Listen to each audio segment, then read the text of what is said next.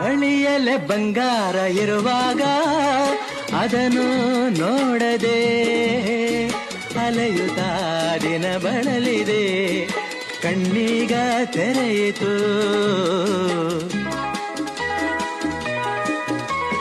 ಬಯಸಿದ ಸೌಭಾಗ್ಯ ಕೈ ಸೇರಿ ಹರುಷ ಮೂಡಿತು, ಒಲವಿನ ಲತೆ ಚಿಗುರಿತು, ಕನಸಿನ್ನು ಮುಗಿಯಿತು. ಇನ್ನೆಂದು ನಿನ್ನನ್ನು ಚೆಲುವೆ ಬಿಡಲಾರೆನಾ.